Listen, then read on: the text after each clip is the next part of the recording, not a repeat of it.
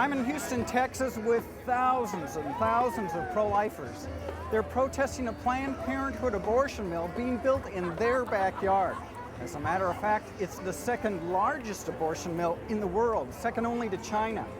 These people have a message for Planned Parenthood. It's this: we don't want your abortions. We want to choose life for our babies. Stay with us. Matt Lockett and Leah Nelson are leaders of Bound for Life, a grassroots pro-life movement. They've joined forces with a group, The Call, to mobilize a prayerful protest against the giant Planned Parenthood abortion facility being built in the heart of Houston, Texas. The event took place on January 17 and 18. It involved over 10,000 pro-lifers, largely from neighborhoods in the shadow of the Planned Parenthood Abortion Supercenter. They took part in a prayer gathering and silent march to protest the new building. As a citizen of Houston, Leah was shocked and angered when she discovered the biggest abortion facility in the Western Hemisphere was being built in her hometown. The largest abortion clinic in the nation, second only to China, is being built here in the Houston area. And once we began trying to spread the word about this, particularly to churches, shockingly enough, no one knew anything about it, and it is to open within 90 days. So we feel an urgency, obviously, to spread awareness and to let people feel like there's something that we have an opinion about this. The truth is that as Christians, we're very offended, and we do not want our city to be known as the capital of abortion. Well, Matt, tell me a little bit about the facility itself. It's a 6-story building.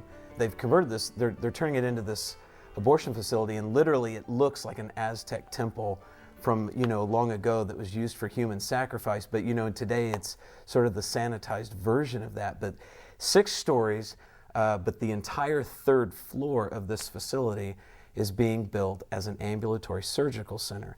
That's because in 2003, Texas passed a state law restraining late-term abortion, which is anything after 15 and a half weeks, saying that you can't do it unless it's in an ambulatory surgical center, and none of Planned Parenthood's facilities were up to that par. So it'll be specializing in late-term abortion? Especially, the entire 3rd floor is designed for that purpose. What's the total square footage overall? The entire building total is 78,000 square feet. And that's the thing that's so staggering, and I think to people in the church, when they hear this, they're like, oh my gosh, this is larger than the Walmart in my neighborhood. Mm-hmm. And really, it's designed for that purpose. We've been talking about it, calling it an abortion supercenter, but really we're talking about moving abortion and expanding it and selling it in wholesale levels.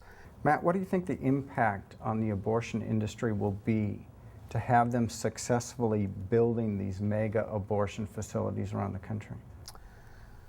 I think if they can successfully move the entire industry in this direction where they can consolidate their efforts and increase their profitability and have a further reach into communities, their profit margins go up.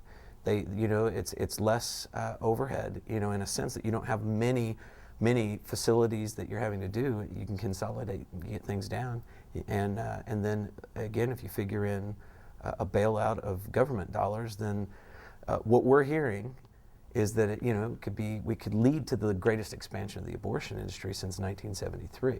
Well, tell me what the next 2 days will have as far as what you're organizing and what you hope to accomplish. Yeah, there's 2 aspects to it. January 17th, Sunday evening from 6 to 11 p.m., we are having a united prayer gathering where we've invited every church in the city and in the region, every pastor that we could get in and speak with. We're inviting everyone from every walk of life to come and join together in united prayer, really an evening of repentance and activation, crying out for God to intervene. And we are rallying a march through one of the minority neighborhoods that are surrounding this facility, and simultaneously we're going to be wearing the red life tape, which is what Bound for Life is known for, to do what we call a silent siege, which is to stand and identify with the silence of the unborn, and we stand in silent prayer. And so we're believing that 10, 1,000 or more people are going to participate in these 2 days. You think you can get that many? If you'd asked me 2 weeks ago, I would have probably had a little bead of sweat come off my brow. But today, I think yes, I think there's going to be more than that. Coming up, we'll learn how the location of the new facility perfectly aligns with Planned Parenthood's eugenic agenda.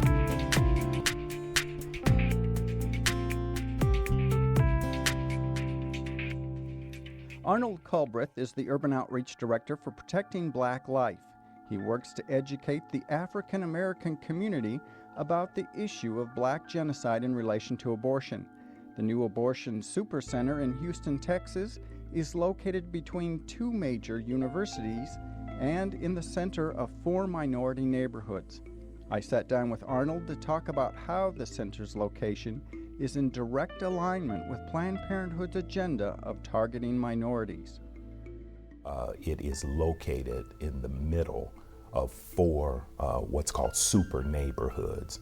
3 of them are 80+% Hispanic, and 1 of them is 80+% Black, which clearly looks to many of us across the country to fall right in line with Planned Parenthood's racist eugenic agenda. Tell me how you think Planned Parenthood locating an abortion facility in the middle of minority neighborhoods is conducive with their strategy or goals for America. Well, based on research, 62.5% of Planned Parenthood's facilities, that's roughly 2 out of every 3 Planned Parenthood in the United States, are located in Black communities. And when you add the Hispanic community, the number jumps to 76%. That's 3/4 of their facilities are in minority neighborhoods. Well, what's your role in making sure that the Black community finds out what their true agenda is? Well, what Protecting Black Life's focus is, Protecting Black Life is the urban outreach arm of Life Issues Institute. And our focus is education. I believe education is power. And when people have the information, they can then make accurate decisions, and they can make decisions that best benefit them.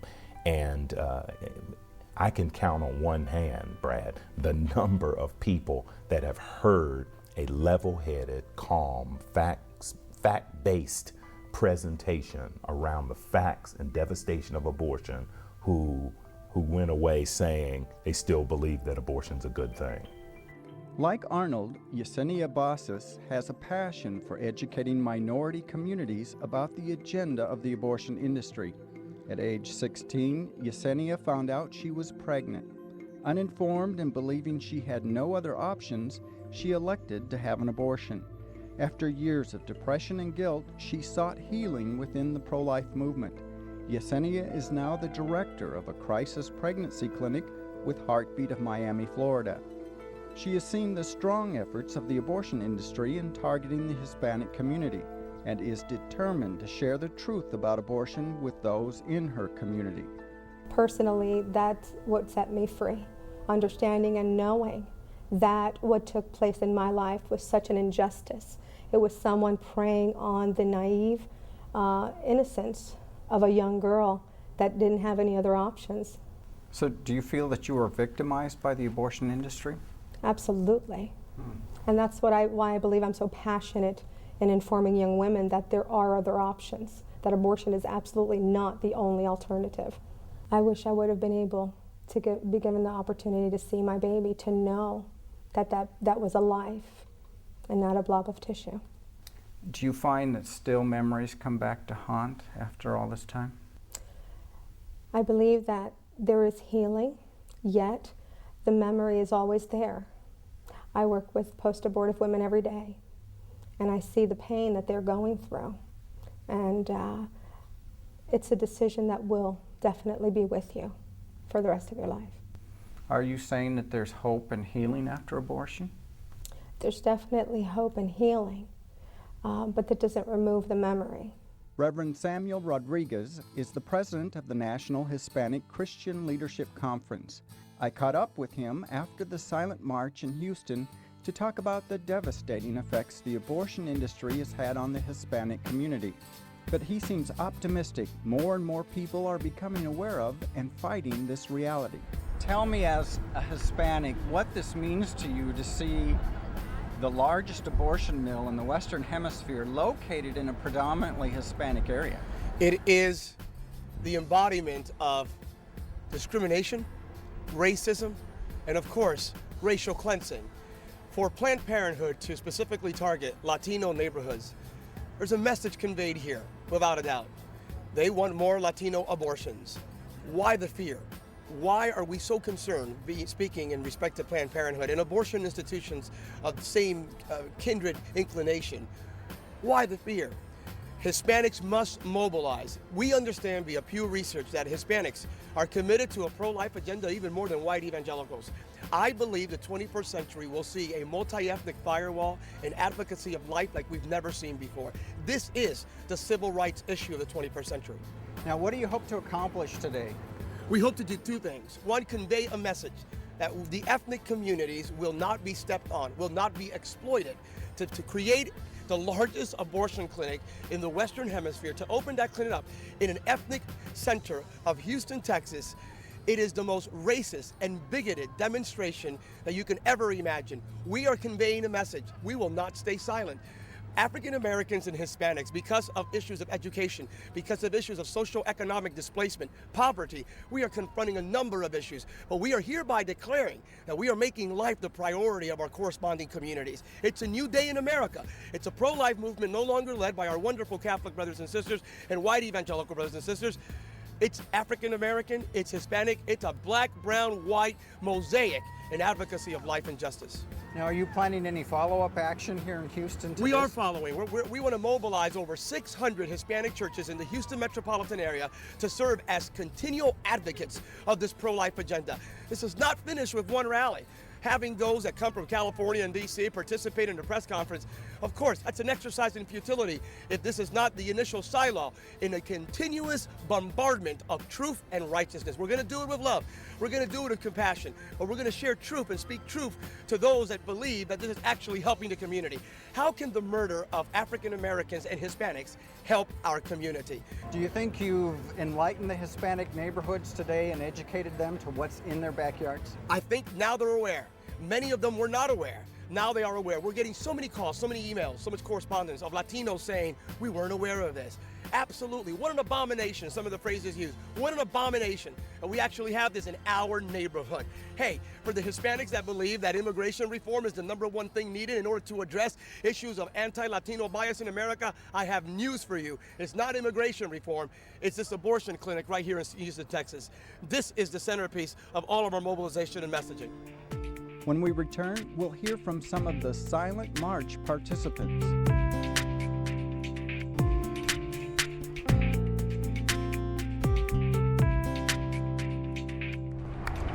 Thank y'all. Thank you very much. Bound for Life is made up of people of all ages, but Matt and Leah have found some of their most dedicated participants are young people. They've discovered it's young adults who are taking the strongest stand, something they find extremely encouraging because they're the future of the movement. My generation, that term, the prayer movement, I mean, that's not something that existed 10 years ago, and yet it's a very common term among people my age. They understand what that means, and it's like an entire group of people that are radical and passionate and understand what happens when you pray. So you take, I mean, and when we go to youth groups, anytime we go somewhere we're speaking, you can use that term and they're going to understand what it means. You're talking about young people that will go a long time without eating, fasting and praying, not getting up from our faces until you see a breakthrough. I mean, do you understand the concept behind that? An entire large group of young people that understand the power of prayer and fasting. One of the things that the young people have latched onto with the prayer movement is it's activated a whole generation that may have felt like, what can I do? There's nothing I can do to affect any change whatsoever. I'm just a little nobody. But the power of prayer and really embracing that as a lifestyle, it kind of catapults you to the front lines, doing something you never thought you could do before. 1 in 4 of this generation is literally missing And you can state that in any kind of youth gathering, and like there's a weight and a reality that sets in that suddenly they realize that there's something that's against them, that there's an agenda, that there's a plan that's been designed against their generation, and that's motivating. On the tape was the word Vida or life, worn in memory of unborn babies who have no voice. During the march, I got a chance to catch up with some of the young adults who were taking a stand for life. Their enthusiasm and motivation gives hope to the future of the pro-life movement. Tell me, what's your name? Trisha, Trisha, why are you here? to support pro-life. Yeah. So, what's so bad about abortion? It's killing God's children. And you're here to stop it? Yes. Do you think you can make a difference, one little girl like you? Well, with the help from my friends, family. So are you all going to help her stop abortion? So how are you going to do that? Oh, we'll yell really loud. Yeah. What's the big deal if there's abortion, if these babies are going to be unwanted? Well, because it's God's children. You shouldn't have the choice to kill other people. It's not up to you. So what's so bad? If one baby dies, that's just less unwanted babies, right? No, that's a life that could have been that we've killed and taken away from it. It's murder. So what do you think one person can do like yourself? Well, what we're here to do is, this event is called The Call, and we're here to pray and fast. It's not a protest, it's a prayer movement. So we're praying and fasting and standing in the gap because the history belongs to the intercessors, and we're here to intercede. Do you see yourself as an abortion survivor since you were born after Roe? In a lot of ways I do. The doctors wanted my parents to abort me because they said I was dead. Well, my parents didn't receive that all my life, and they found a Christian doctor who stood with them in prayer, and praise God, I'm here today. It looks like the doctors were wrong that you weren't dead. Well, God did some miracles in me, so praise God. Do you think the adults are going to listen to you guys? I think they will, because we're standing here for something we strongly believe in, something that we really, in our hearts, we know that it's wrong. It's murder, and we're here fighting for the lives of those who cannot speak for themselves. If I was in somebody's wound, and I would want somebody out there fighting for my life when I can't speak.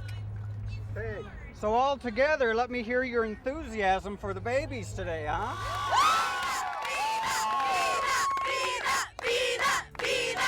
In a moment, we'll hear what you can do to continue the efforts started in Houston.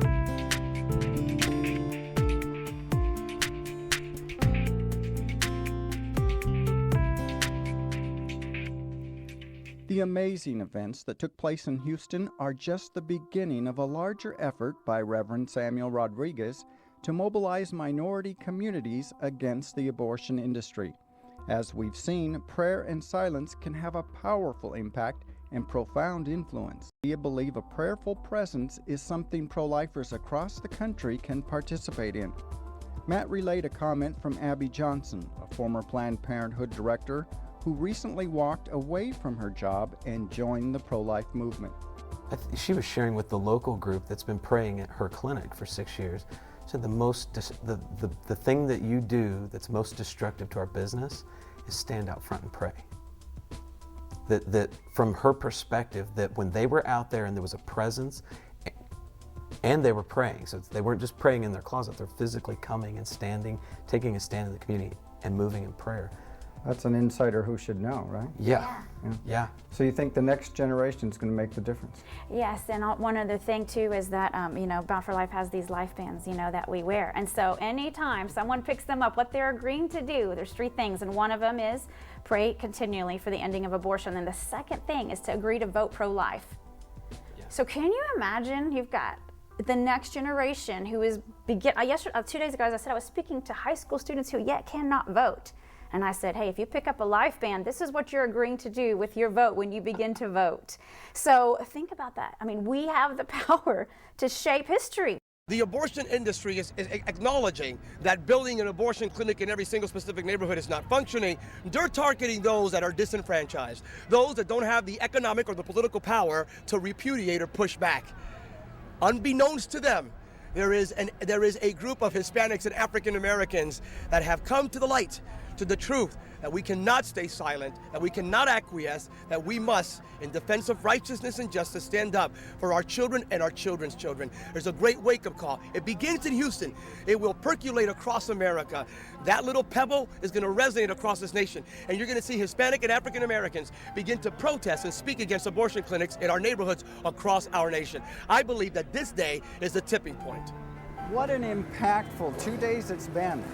And Houston hasn't seen the last of blacks and Hispanics in this neighborhood defending their turf against the largest abortion mill in the Western Hemisphere.